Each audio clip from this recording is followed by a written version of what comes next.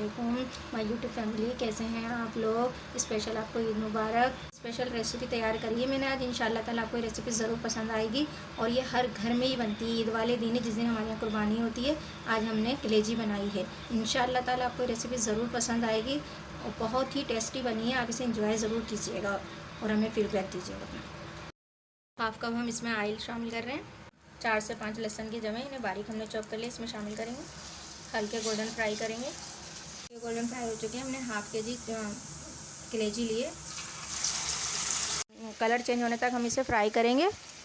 और हमने ये बीफ की कलेजी इस्तेमाल करी है। 3 मीडियम साइज़ की प्याज थी, इसे हमने बारीक चॉप कर लिया, ये भी हम इसमें शामिल करेंगे। प्याज हल्की से सॉफ्ट हो चुकी है। हमने 10 हरी मिर्चें ली हैं, इन्हें बारीक चॉप कर लिया, ये भी हम इसमें शामिल करेंगे। 3 मीडियम साइज़ के टमाटर, इन्हें हमने बारीक पीस लिया, ये भी हम इसमें शामिल करेंगे। 1 टेबल स्पून लहसुन अदरक लिया, ये भी शामिल करेंगे। हाफ टी स्पून हल्दी इस्तेमाल कर रहे हैं। 1 टेबल स्पून कुटी हुई मिर्च शामिल करिए। 1 टेबल स्पून भुना हुआ धनिया लिया है, उसे कूट लिया मोटा मोटा।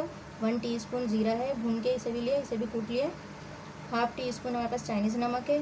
1 टीस्पून हमारे पास काली मिर्च है और 1 टीस्पून ही हमारे पास मस्टर्ड बीज है, हमने मोटा मोटा कूट लिया है। अब ये तमाम मसाले हम इसमें शामिल कर देंगे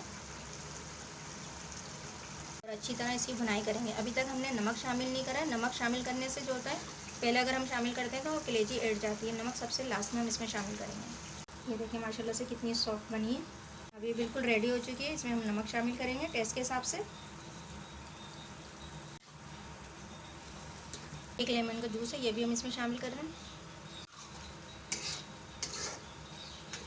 3 से 4 हरी मिर्चें, ये भी हम इसमें शामिल कर रहे हैं और हरा धनिया शामिल कर रहे हैं। इसको हम स्मोकिंग पे रगड़ दे रहे हैं। इंशाल्लाह ताला बहुत ही ज़बरदस्त एक कलेजी बन के तैयार होगी। कलेजी की स्मेल को दूर करने के लिए हमने इसे अच्छी तरह से पानी से वॉश करा है, फिर हमने नींबू लगा के आधे घंटे के लिए रख दिया था। इंशाल्लाह ताला आपको फिर कलेजी की स्मेल बिल्कुल भी महसूस नहीं होगी। इस तरह आप कलेजी को धोएं और इस्तेमाल करें।